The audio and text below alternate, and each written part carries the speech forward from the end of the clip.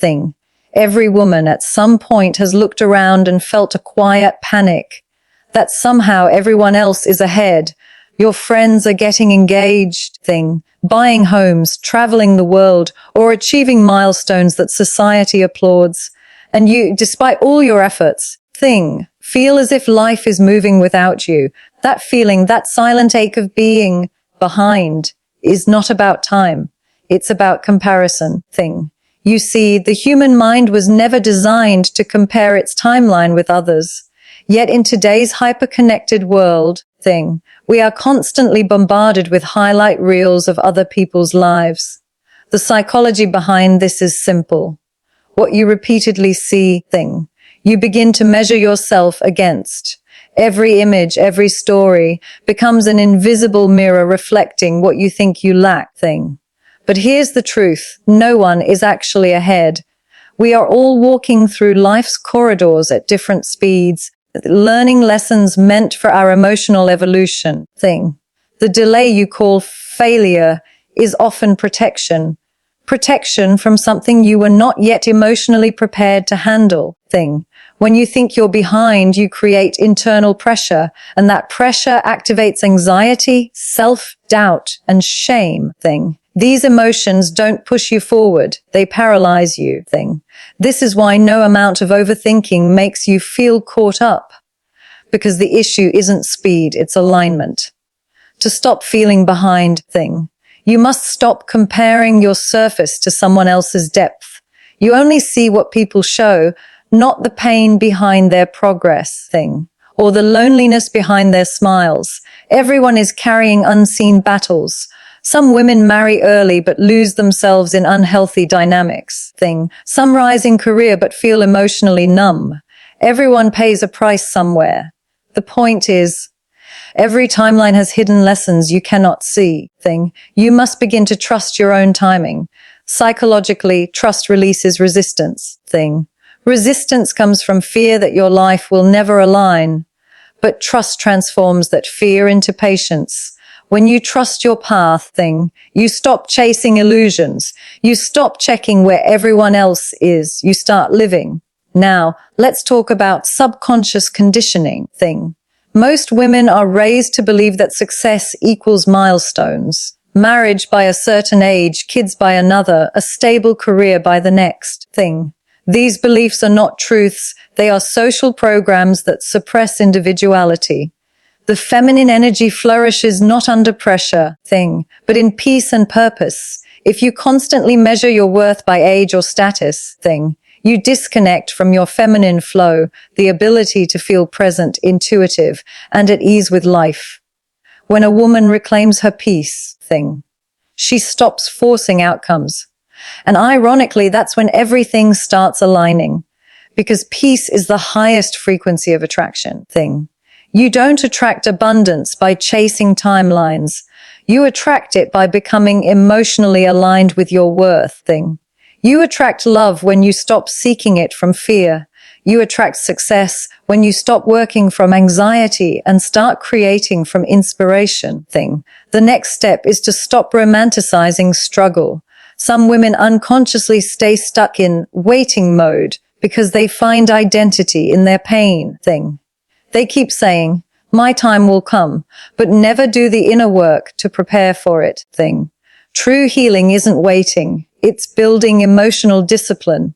You discipline your focus, your emotions, your reactions, thing. That's how you stop feeling left behind, by redirecting your energy toward growth, not comparison, thing. Every day you spend in emotional control adds to your self-respect. Every time you respond calmly instead of reacting emotionally, you mature, thing. And maturity is where fulfillment begins. Feminine maturity is deeply misunderstood, thing. It doesn't mean suppressing your emotions. It means mastering them. It means observing your pain, not becoming it, thing. It means nurturing yourself through transitions instead of judging yourself for delays. Mature women do not chase time, thing. They understand that what is meant for them cannot be delayed by a single moment. So the question is not, am I behind? The real question is, thing, am I aligned? Because once you are aligned, mentally, emotionally, and spiritually. The right people, opportunities, and timing begin to find you. Now redefine success, not as something others can measure, but as something only you can feel. Success is waking up in peace. It's not comparing your journey. It's knowing you are growing even when no one is watching. When you begin to live this way, time stops controlling you. You stop living as if you're racing against others.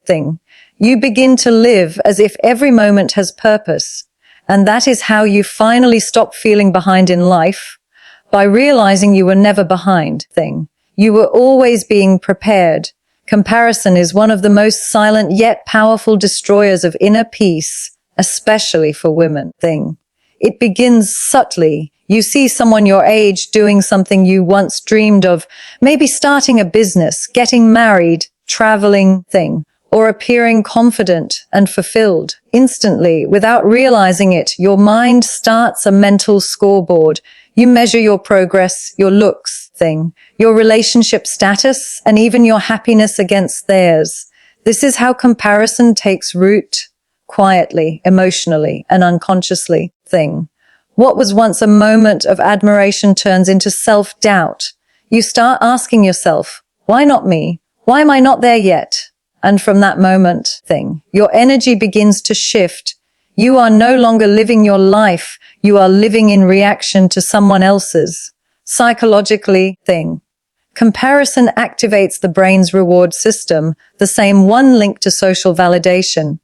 When you see others achieving what you desire, your mind perceives it as proof of your own inadequacy. You don't just feel behind, you feel invisible. It's not because you're actually failing, it's because your focus has left your personal path. The more you focus on what others are doing, the less clarity you have about your own direction. Your brain becomes overwhelmed by external metrics, constantly measuring where you are versus where you think you should be. That's why even when life is stable, even when things are improving, you can still feel as though you're losing. This emotional comparison is especially strong in women because society has conditioned women to equate worth with progress, not inner growth, but visible success. A woman is praised for having it all together, not necessarily for understanding herself. So from a young age, women absorb the idea that their value is validated by what others see. Her career, her relationship, her appearance. This creates a never-ending loop of anxiety. Even when you're doing well, you can't fully celebrate it because someone else seems to be doing better. It becomes a cycle of quiet self-criticism that steals your joy from the present moment. What comparison really does is disconnect you from your authenticity. When you compare, you are subconsciously saying, I need to be more like her to be enough. You start altering your behavior, your goals, even your identity, to match what seems accepted or successful. But here's the paradox. The more you imitate someone else's timeline, the further you drift from your own purpose. You can't feel fulfilled living someone else's script. Every time you compare, you abandon your uniqueness, and the emotional distance from your true self grows wider. It's important to understand that everyone's life operates on different emotional timelines.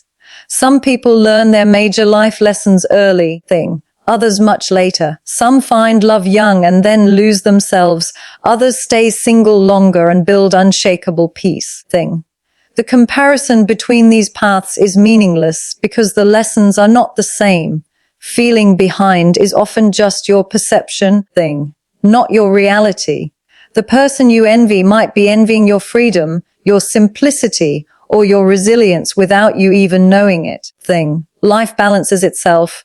No one truly has it all at once. The deeper layer of this psychology lies in emotional scarcity.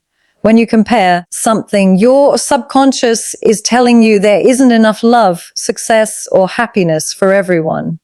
You feel that if someone else has it, your chance is smaller. This scarcity mindset is false but powerful.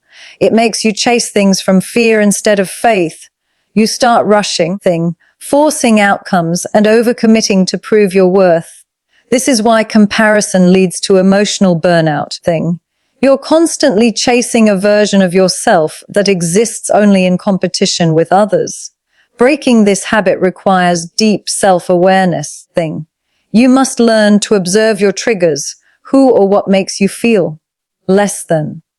When you scroll through social media thing, pay attention to the emotions it evokes. If admiration quickly turns to insecurity, that's your signal to redirect your focus inward. Thing, instead of asking, why does she have that and I don't? Ask thing, what can I learn from what I'm feeling? The goal isn't to suppress comparison, but to transform it into self-understanding thing. The moment you stop comparing and start reflecting, you take back emotional control thing. Women who master this mindset shift experience a powerful transformation. They no longer see others' success as a threat, but as inspiration thing. They understand that admiration can coexist with self-worth. They begin to see life not as a race thing, but as a journey, where every person is walking their unique path at their unique pace. The truth is, when you stop competing, you start connecting with yourself, with your growth, and with genuine confidence. Confidence, after all, doesn't come from achievement thing. It comes from alignment, knowing that you are exactly where you are meant to be, learning what you need to learn. When you truly internalize that thing, comparison loses its grip. You no longer rush through life trying to catch up. You begin to move with grace, with patience, with trust thing. You start celebrating other people's wins because you know they don't subtract from yours. To finally stop feeling behind thing, you must stop measuring your worth through external timelines. The only comparison worth making is between who you were and who you are becoming. Thing, every day you grow emotionally, every time you choose self-awareness over jealousy thing. Every time you pause instead of reacting, you are moving forward in ways the world cannot measure. That's real progress. It's quiet thing. It's unseen, but it's deeply powerful. The truth is, comparison disconnects you from gratitude.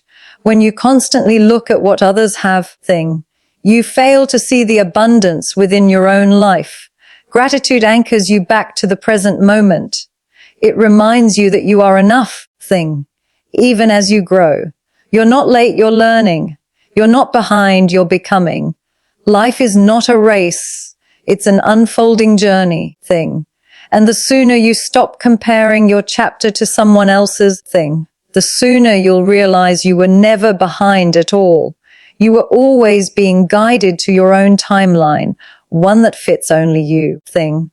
When women feel that their lives are delayed, that things aren't happening on time, the emotional reaction is often frustration, anxiety thing, or even shame.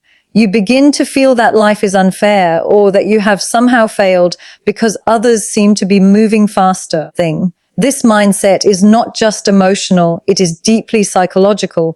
It stems from how the human brain interprets progress and reward thing. When progress appears delayed, the mind registers it as a threat to self-worth. But what if this delay is not punishment thing? What if it is a period of divine preparation, a hidden season of emotional development that you cannot yet see? In human psychology thing, the concept of delay is often associated with discomfort because we are wired for immediate gratification. From a young age thing, we learn that effort equals reward. Study hard, get good grades, work hard, earn money. But life doesn't always follow this equation thing. Emotional and spiritual growth operate on a different rhythm. You can put in effort, dedication thing, and energy and still feel like you're standing still. This doesn't mean you are failing. It means you are being refined. Emotional transformation doesn't happen in a straight line. It happens in cycles, seasons of growth, stillness, loss, and renewal thing. The period you call delay is often the exact time when your character, resilience, and emotional intelligence are being built thing. Think of it as a silent classroom where life is preparing you for the next chapter. When things don't move, when opportunities slow down, your soul has a chance to catch up. Most people don't realize that success without maturity creates instability. If you receive everything too soon, the love, the attention, the success, without emotional depth, you lose it just as quickly. The delay protects you from premature exposure to things you're not yet ready to sustain. This is where understanding divine timing becomes essential. Divine timing is not about passivity or waiting endlessly. It's about alignment, the moment when your inner readiness meets outer opportunity. You can't force divine timing any more than you can rush the growth of a flower. If you dig up the seed every day to check if it's growing, you destroy its roots. The same applies to your goals and dreams. The more you panic and force outcomes, the more you disrupt the natural process of unfolding. Many women feel left behind because they compare timelines that were never meant to be identical. But your timeline isn't broken, it's personalized. When you see others progressing, instead of asking, why not me? Ask, what is life preparing me for right now? Maybe it's teaching you patience, emotional balance, or self-reliance. These are invisible forms of success, the kind that doesn't show on social media, but builds a foundation for everything lasting and peaceful. Psychology teaches us that waiting periods expose your internal belief system. When life slows down, your fears, insecurities, and doubts rise to the surface. This is not a sign of weakness. It's an invitation to heal. The waiting period forces you to look inward, to confront the parts of you that still operate from fear or scarcity. For example, if your biggest fear is being alone, your delay in finding love might actually be a lesson in self-connection. If you're struggling to grow in your career, perhaps it's time to strengthen your confidence before the next opportunity arrives. Every delay carries emotional information about what you still need to learn. When women embrace this understanding, they stop fighting time and start working with it. They stop labeling their life as behind and begin to see it as unfolding perfectly for their evolution. This shift in perspective brings peace because you no longer measure your worth by speed. You begin to value depth, quality, and readiness. You start to see that divine timing doesn't punish you. It protects you from experiences that would have broken you if they had come too soon. Let's talk about one of the most damaging thought patterns women fall into during delay: self-blame. When things don't happen, you start to internalize it. You say, maybe I'm not good enough, or maybe I'm doing something wrong. This creates emotional exhaustion. But the truth is, not everything is in your control, and that's okay. There is power in surrender. Surrender doesn't mean giving up. It means trusting the process while staying aligned with your effort. You keep growing, learning, and taking action, but you stop trying to control every outcome. The healthiest mindset during delay is one of active patience. You don't just wait, you prepare. You use the waiting season to refine your skills, nurture your mind, and strengthen your spirit. Instead of asking, when will it happen? Ask, how can I become ready for when it does? That shift changes everything. It moves you from victimhood to empowerment. It transforms anxiety into faith. Another key part of divine timing